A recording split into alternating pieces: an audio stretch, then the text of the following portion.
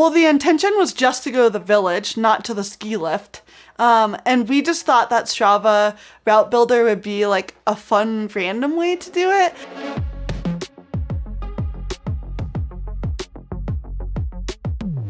So, the Belgian Waffle Ride was the longest ride that I had ever done. And so I went into it knowing that it was going to be a really big day, but I was ready for it. And so, I did a great job of like getting in good position. There were a few crashes in Sandy Bandy before, but I got to Black Canyon in a pretty good spot. I was, in Ali Tetrick's group at the time, and I decided I was going to just go my own pace for the Black Mountain climb. And they had graded the road like 2 days before, so there were just sand pits like all throughout Black Canyon Road. And so I went flying into a sand pit, and this guy just like pummeled on top of me and landed literally on top of me. And he got off, and our bikes were like stuck together.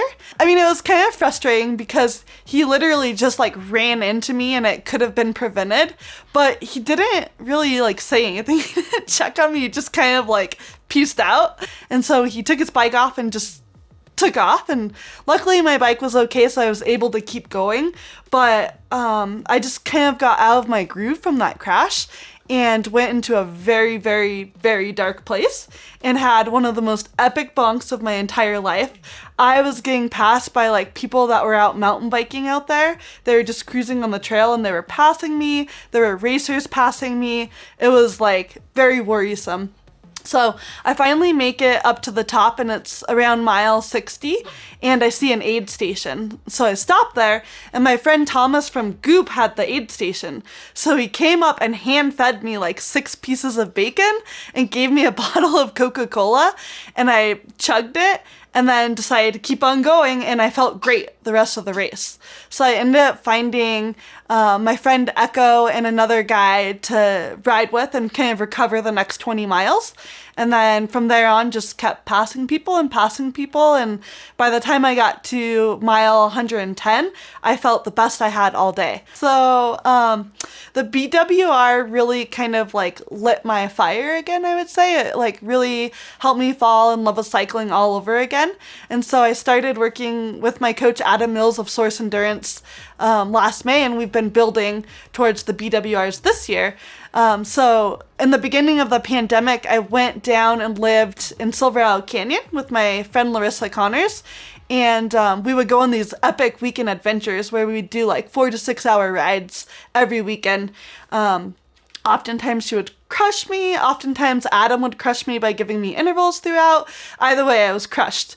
But the last weekend we were together, we decided that we were going to do something really epic. So we went on Strava, we went on the Route Builder, and we clicked Baldy Village and let Strava build us a route. And like some of the areas we knew we were fine. So we were like, okay, let's just try it out. So we ended up riding through, I think, 8 different towns to get there. And then in San Dimas, we went up Glendora Mountain Road, which is like a 2-hour climb. And that was also the biggest week I had ever done. And so I was pretty tired, but still feeling like pretty positive. And we made it to Baldy Village, and we had been out of water for like an hour before because it was 95 degrees out. So we both were just like still parched. And Larissa's husband had driven my van there with the baby. And so we filled up our water bottles, and we like dumped water on us. And I told Larissa, like, we have to go all the way up to the ski lift. Like, you're moving next weekend. You're going to be so disappointed if we rode all this way. We were at like mile 75 or something and 7,000 feet of climbing. You're going to be so disappointed if you went all this way and didn't go all the way up to the top. And so I told her it was only like 20 more minutes. And I think I told her maybe 500 feet of climbing. And I was very wrong. So 20 miles into it, I realized that I had made a big mistake. And I was like, Larissa, like, I'm not sure if I can actually finish this. But she told me that I had to because it was my idea. And so we just kept going, and we were going our own pace. So she kind of went ahead. And about 20 minutes later, I found her on the side of the road sitting.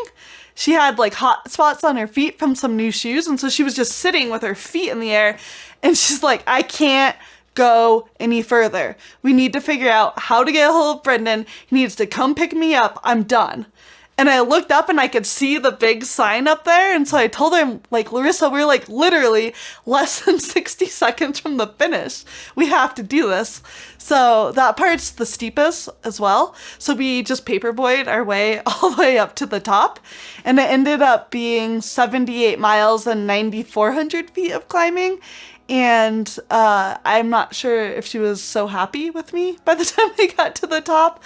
But it was really funny because in the past, like, ever since I've known Larissa, she's always, like, been the one to torture me. So it's kind of fun to have the tables turned. I think most of all, we couldn't stop laughing just because I had made such a terrible mistake telling her it was only 20 minutes. And then also, like, a feeling of accomplishment because I ended up doing, like, 20 hours and 300 miles that week, finishing with a 9,400 foot climb. That was really big for me, and so I think I was just really happy to do it with one of my best friends.